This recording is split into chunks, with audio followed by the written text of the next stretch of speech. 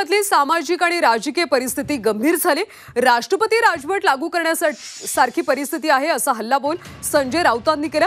तर बीडमध्ये घडलेल्या घटना गंभीर आहेत, मात्र बीड जिल्ह्याला बदनाम करू नका असं आवाहन मुख्यमंत्र्यांनी केलं।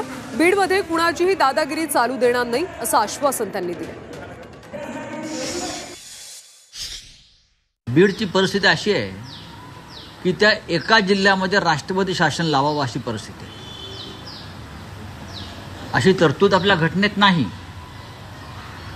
की एका जिल्ह्यामध्ये राष्ट्रपती शासन लावावं, अशी तरतूद आपल्या घटनेत नाही। पण मी बीडची परिस्थिती सांगतो आहे। बीडमधली सामाजिक राजकीय परिस्थिती जी आहे ती अत्यंत गंभीर आहे। बीडमध्ये कधी भडका उडेल, लोक रस्त्यावर येतील, दंगल होईल, अशा प्रकारचं वातावरण आहे।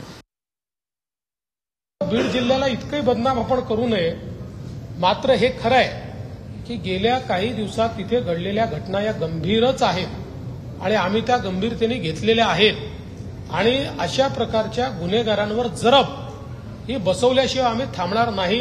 मी कालही सांगितलं, आजही सांगतो, बीड जिल्ह्यामध्ये कोणाची दादागिरी चालू देणार नाही। अशा प्रकारच्या घटना घडल्यानंतर सेन्सिटिव्ह असतात, तिथे कोणी ना कोणी शासनातर्फे, कोणी विरोधी पक्षातर्फे गेलं पाहिजे, पण त्याचं पर्यटन करू नये।